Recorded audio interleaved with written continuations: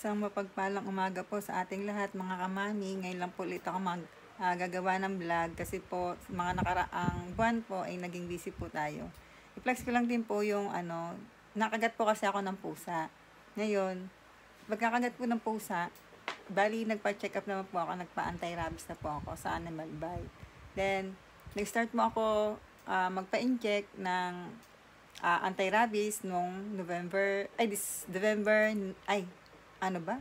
nawawala na sa November 19. Yan ang first, Then, ang pangalawang anti-rabies ko is, nakikita na yung mga puti. Noong December 21.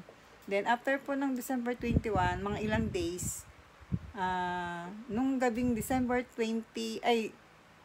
25, bigla akong nagkaroon ng yung pantal na akala mo parang kagat ng langgam. Then, mga bandang 10 PM yon mga kamami. Bali, teka lang po, iayos ko lang tong aking 10 PM yun, 10 PM ako nagkaroon ng yung pantal siya.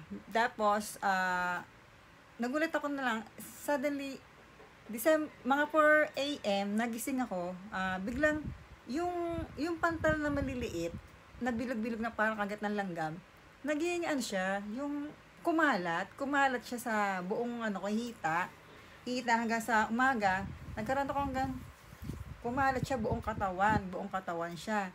Syempre, nakakakaba yung mga ganun, di ba? Hindi mo, i-flex ko lang po yung picture dito sa video, kung ano po yung nag-itsura niya. Bali, ang tawag po doon is urticaria. Buti na lang po, mga kamami, na agapan po at nakapagpa-check up na magpasensya na po na bulol-bulol pa kasi parang medyo kinakabahan pa rin ako until now hanggat pag di po talaga tayo sanay mag-video, ganon, medyo nahihiyala, lakasan lang ng loob yan. Ayun nga po, nagpa-check up ako. Then, bali ang inuna ko is yung sa animal bite. Pumunta muna ako sa animal bite. Sabi ko kung pwede ba akong ma-injection kasi November 27, November 27 yung last ng inject ko ng anti-rabies. So, sabi ng doktor, magpa-check up muna ako. Pagalingin ko muna yung urticaria ko na baka daw yun ay late reaction dahil sa pagkaka-injection ng anti-rabies, baka yun ang naging cause niya, kaya nagkaroon ako ng mga pantal sa buong katawan at nagkaroon parang allergy, ganun. Late reaction yung naging yung pagkaka ng anti-rabies. Then, nagpa-check up naman po ako sa dermatology, doon sa namin, hindi ko na po sasabihin ko basta magaling po sila, magaling pati yung mga gamot nila, yung lotion, yung niinom na gamot.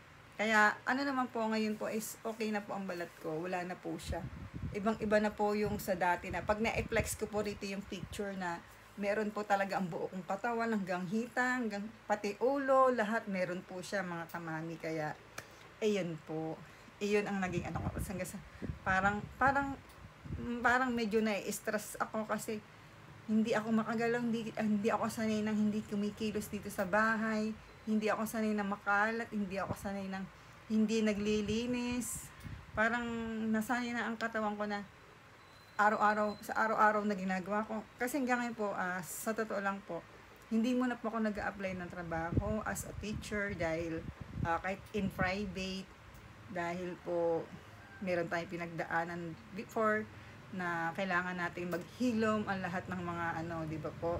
Basta importante, alam po ni Lord na nasa mabuti tayong gawain, na wala tayong tinatapakang tao.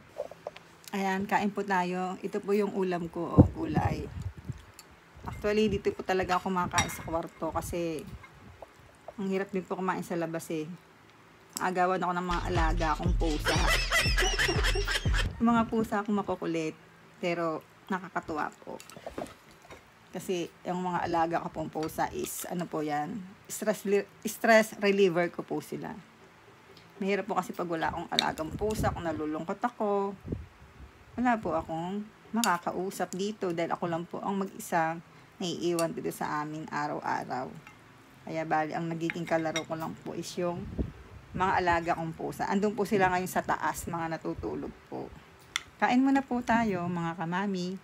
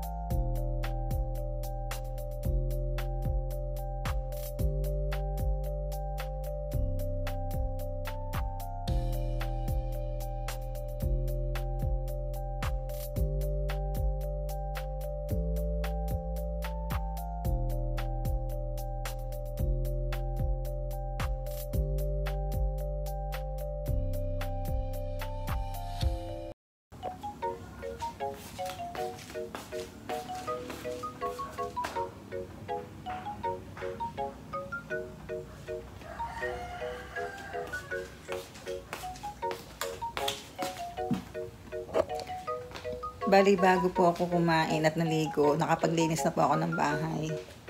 Ayan po. Nakapaglinis na po ako ng bahay. Kasi ito lang naman po ang araw-araw kong ginagawa. Maglinis ng bahay, loob at labas po. Habang wala pa po tayong work.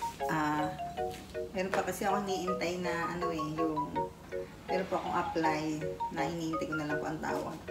Sana po ay pagkaloob sa ating Lord para po kahit paano makatulong po tayo sa ating pamilya. Pakita ko po sa inyo yung mga alaga kong pusa. Andito po sila sa taas, mga natutulog. Ito po ang aking mga alagang pusa.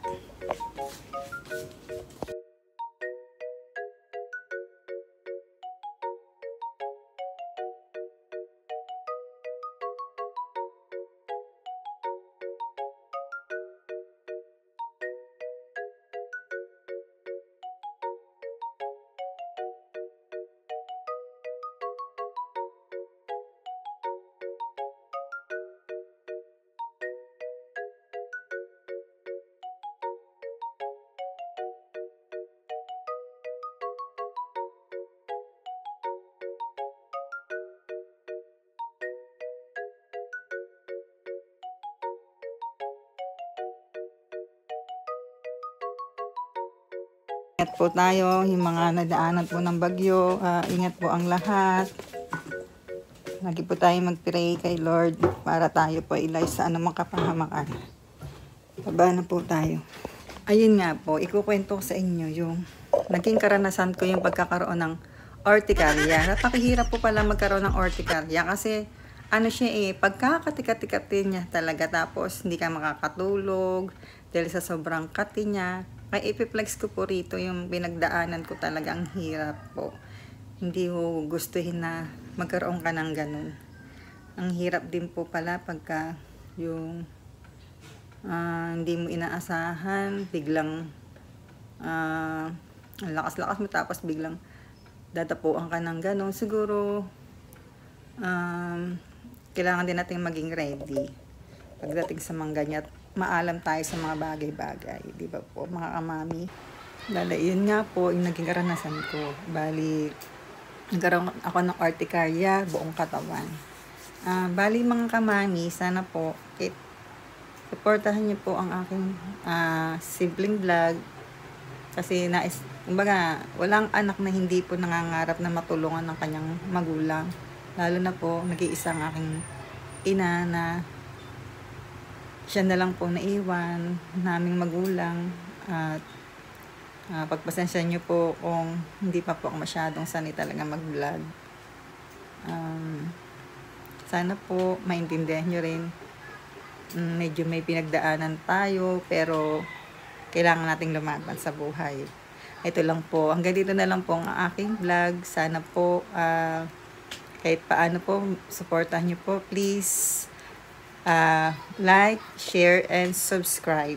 Thank you po mga kamami. Ingat po. God bless everyone.